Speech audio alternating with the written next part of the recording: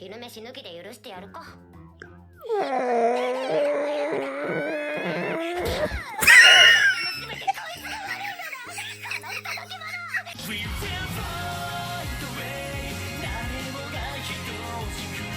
everyone, I'm going to react to That Time I Got Reincarnated as a Slime, episode 17, The Gathering. Last episode, we got introduced to Milim, the Demon Lord. She shows up, and then she said she was going to introduce herself and whatnot. But then the others started attacking, like the Cajuns started attacking her, and then there was a fight, and then it came down to her and Rimuru. And Rimuru won over her with honey, and now she's part of our nation and everything.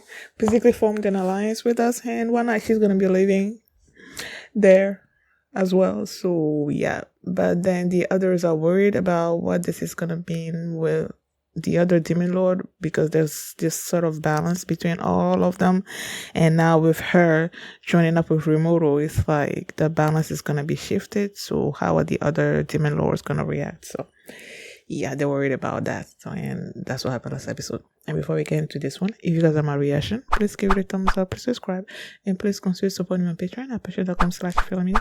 And now let's start this episode. And here we go.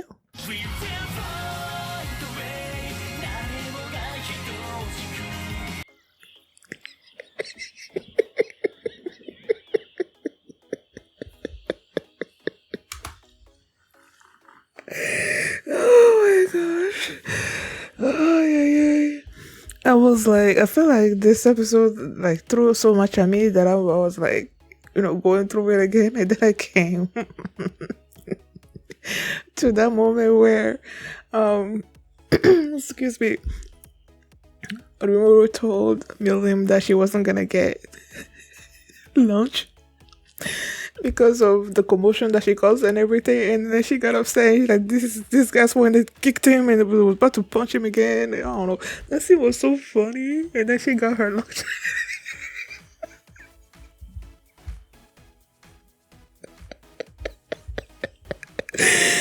Oh my gosh. Yeah, there was a whole bunch of things happening this episode, like so much, right? Where do I start? Okay. Testa. He perfected the healing potion.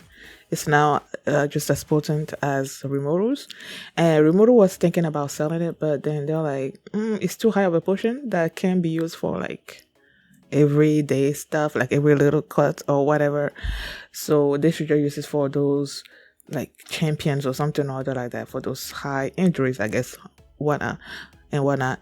And then they mentioned the fact that in the dwarf's kingdom they have these basically lower level healing potion that they sell out for small stuff.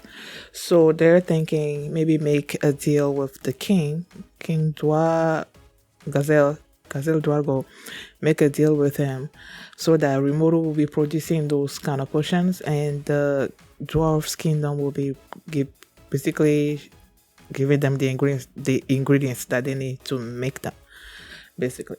So they're gonna be doing that. And then you have basically two people coming in to check out Rimuru, because the word that he defeated the Orc Lord and everything that's like getting out. So you have this group, the something border survey corps group that was hired, whose captain is Yum. It was hired by this nation called Falmund or Falmut, either way, Falmund, to go check out Rimuru, right? And then you have the those three that come from Blue Moon with Fuse and whatnot. They're also coming to check out Rimuru to see if he's, what's his deal and whatnot. And they came upon each other because they were Blue Moon's people were being attacked, right? And then they basically were about to hide behind the core. I want to say the survey core. Oh, that's Attack on Titan. It is the survey core. they were hiding behind the server core, and then that's where Gupta Gupta showed up, defeated the what was it called again? I think was it something spider? I forgot what it's called, but they said it was tasty. So after they killed it, they were cooking it. And they were about to eat it in the village. Now they were having this meeting with Rimuru, and Yum was just acting like all of them, not all of them, especially Yum, like, why are we supposed to take orders from this slime? You know how they always do when a new person meets Rimuru, and he's especially in his slime form. They're like, "Why are we listening to this monster? Who the heck are you? Like to giving us orders?" You know, that kind of attitude. You know, he started having that. Shion didn't have it. And like, the head, and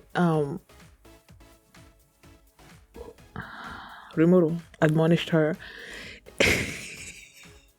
And Milim had the nerve to say that she's too impulsive or short-tempered and whatnot. I'm like, really? Really? You're gonna say that to Shion when you're worse? That was funny. So Rimuru just basically told him that he's not, you know, a threat to humans. He wants to have a good relationship with them. He wants to trade with them, and he mentioned the fact that he already has a treaty with Gazelle, and that's where Vesta came in. And then when Fuse saw Vesta, he's like, "Oh, what are you doing here?" You know, and all of that. So that gave even more legitimacy to what Rimuru was saying, and all of that. And Fuse is willing to deal with Rimuru and his nation, but he's like, I still need to make sure that you are not a threat to humans. And Rimuru's like, okay, you can just stay in our nation and just observe for yourself. And that's exactly what he did. Meanwhile, while they were having the meeting, I kept seeing Yum glance back to the guy with the glasses and everything. They were giving each other these looks. I'm like, what's that about? I know at the end there, Yum, after having seen everything that's going on in the village, how people were happy and coexisting and everything, he told Rimuru that they took this job from the Falmond nation and whatnot because they wanted to live a free life, and they were gonna basically fake their deaths and just, you know, disappear, I guess, and live their own lives and whatnot. And after seeing what happened there, because Rimuru wanted them, because of the rumor that's going on about him having defeated the Oak Lord and people being weary of him, he asked Yum to basically act like they are the ones, Yum and his people, that they are the ones that defeated the Oak Lord, so that people are not so weary of him, you know. And it was after he saw how people were living there in the Tempest Nation that he's like, okay, I'm gonna do this, and I'm gonna call you master and all of that.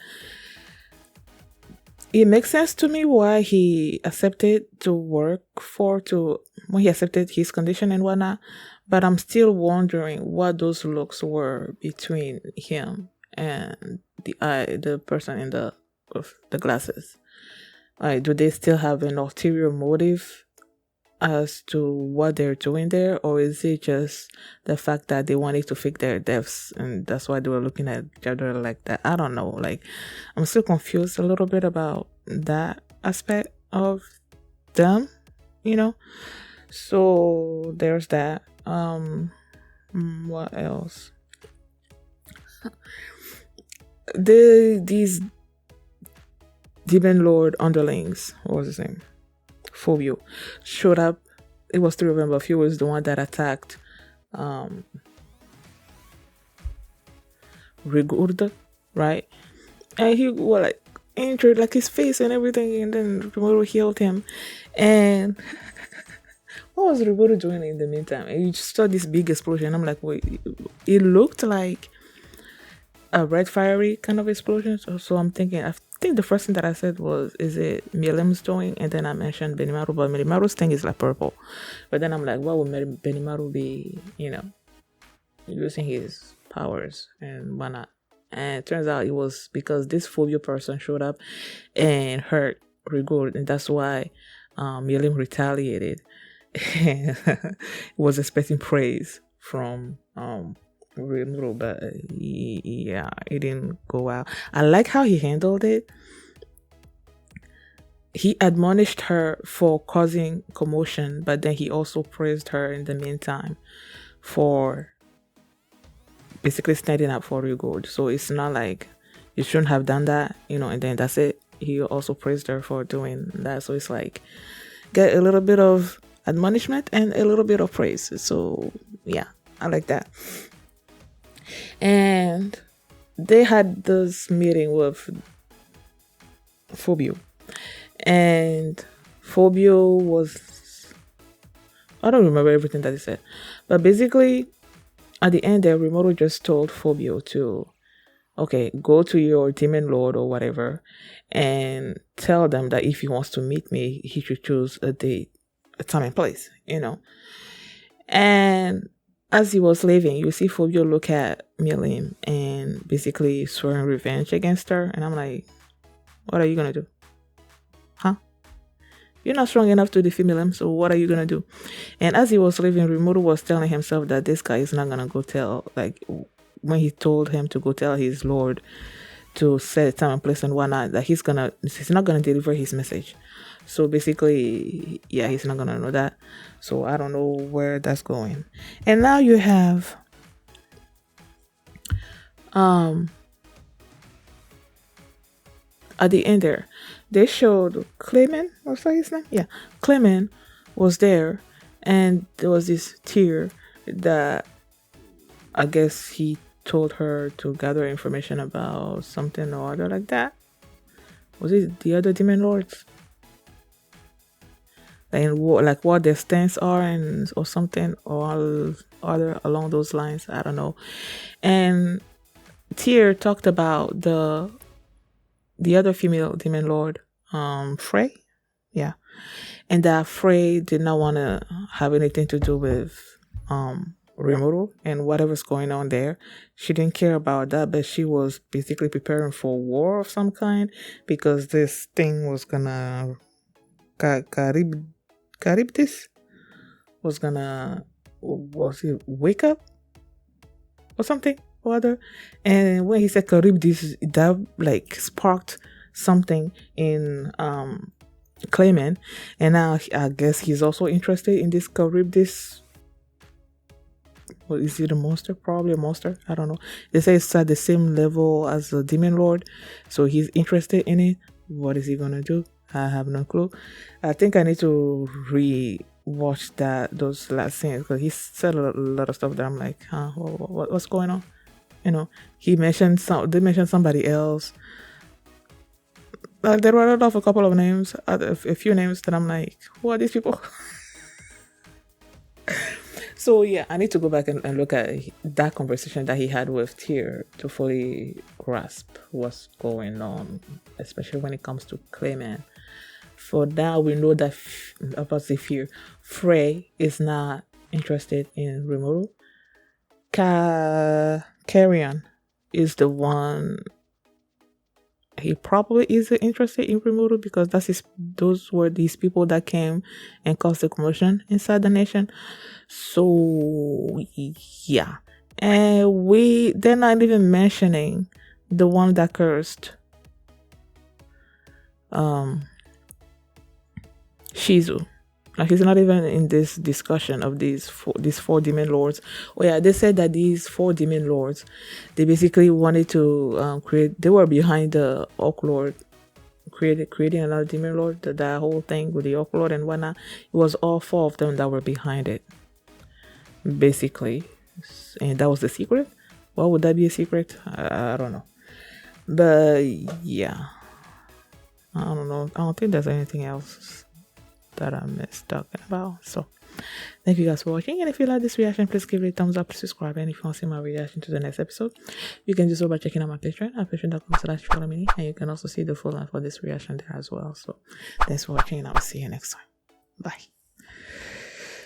I am hungry. The joy me the so baba non ma chi chaga on ma chi no mama